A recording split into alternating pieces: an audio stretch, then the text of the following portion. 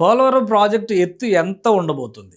42 మీటర్లని కొంతమంది, 45 మీటర్లు ఉండాల్సిన అవసరం ఉందని మరొక వాదన భిన్నంగా వినిపిస్తుంది. ఇప్పుడు ఫైనల్ కన్క్లూజన్ వచ్చేసింది. కేంద్ర జలవనరుల శాఖ ఇచ్చినటువంటి మార్గదర్శకాల మేరకు 45 మీటర్ల ఎత్తున పోలవరం ప్రాజెక్టుని నిర్మించబోతున్నారు. దీనికి గ్రీన్ సిగ్నల్ ఇచ్చింది. ఇటీవలే కేంద్ర జలవనరుల శాఖ జాయింట్ సెక్రటరీగా ఉన్నటువంటి కాంతారావు గారు విజిట్ చేసి వెళ్ళారు ఈ సైట్ని.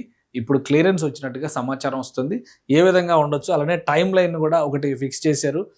విఎల్ కాంతారావు జాయింట్ సెక్రటరీగా ఉన్నటువంటి కేంద్ర వాటర్ రిసోర్స్ మేనేజ్మెంట్ జలశక్తి శాఖ అని చెప్పని పేరు పెట్టారు కదా, ఆ శాఖకు సంబంధించినటువంటి జాయింట్ సెక్రటరీ విజిట్ చేశారు. విజిట్ చేసిన తర్వాత ఒక డైరెక్షన్ ఇచ్చారు. దాని ప్రకారం ఇప్పుడు పోలవరం ఎత్తు 45.72 మీటర్లుగా ఉండబోతుందన్నమాట. అంటే ఇది ఫుల్ ట్యాంక్ లెవెల్ కింద మనం ఒకసారి చూడాలి. ఇది అలానే మిగతా పనులు స్పిల్వేకి సంబంధించి కానీ, ఎర్త్కమ్ రాక్ఫిల్ డ్యామ్ కానీ, ముఖ్యంగా హైడ్రో ఎలక్ట్రిక్ పవర్ ప్రాజెక్ట్ను కూడా సందర్శించే ఒక కీలకమైనటువంటి పవర్ ప్రాజెక్ట్ అవుతుంది. ఇది 960 మెగావాట్ల విద్యుత్ ఉత్పత్తి చేసేటువంటి సామర్థ్యంతో సంవత్సరానికి ఆ కెపాసిటీతో విద్యుత్ ఉత్పత్తి చేసేటువంటి 12 టర్బైన్లు ఇక్కడ పెడుతున్నారు. హైడ్రో పవర్ జనరేషన్ కెపాసిటీ ఉన్నటువంటి 12 టర్బైన్లు, ఒక్కొక్కటి 80 మెగావాట్లు. అంటే జంబో మోటార్స్ ఉంటాయి ఇక్కడ అని చెప్పని కూడా చర్చ జరిగింది. ఆ మధ్య వాటి కన్స్ట్రక్షన్ సంబంధించినటువంటి దృశ్యాలు చూస్తే కూడా. సో మొత్తం మీద ఒక కన్క్లూజన్ వచ్చింది. ఆంధ్రప్రదేశ్కి సంబంధించి పోలవరం ప్రాజెక్ట్ని ఒక జాతీయ ప్రాజెక్ట్గా అనౌన్స్ చేసేటువంటి క్రమంలో దీనికి ఒక టైం లైన్ కూడా ఫిక్స్ చేశారు. 2027 పుష్కరాల నాటికి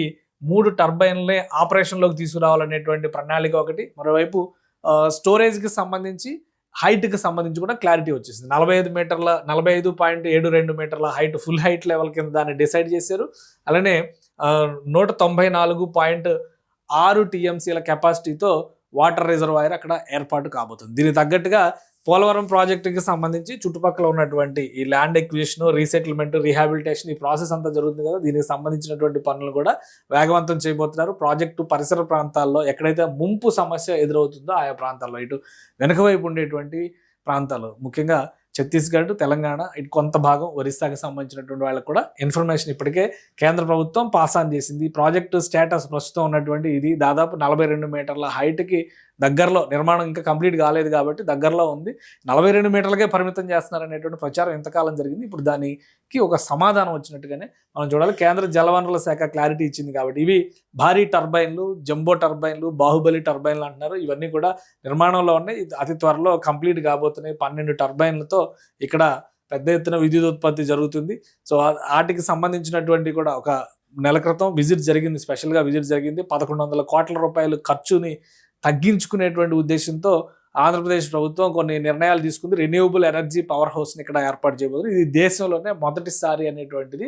డైలీ యాన్యువల్ సేవింగ్స్ దానివల్ల 20 మిలియన్ యూనిట్స్ పర్ డే, 1100 కోట్ల రూపాయల వరకు సేవింగ్స్ జరిగేటువంటి అవకాశం ఉంటుందన్నమాట ఈ జంబో టర్బైన్స్ వినియోగం వల్ల.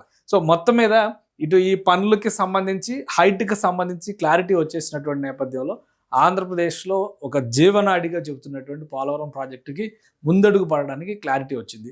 కేంద్ర ప్రభుత్వం, రాష్ట్ర ప్రభుత్వం ఒక సయోధ్యతో కలిసి పనిచేస్తే టైం లైన్ ప్రకారం ఈ ప్రాజెక్టుని కంప్లీట్ చేయడానికి అవకాశాలు పుష్కలంగా ఉన్నాయి. పుష్కరాల నాటికి కనుక ప్రాజెక్టులో కీలక దశ పనులన్నీ పూర్తయితే ఒక్క ఏడాదిలో, అంటే 2028 జనవరి నాటికి పోలవరం పనులు అన్నింటినీ కూడా పూర్తి చేయడానికి అవకాశం ఉంటుంది.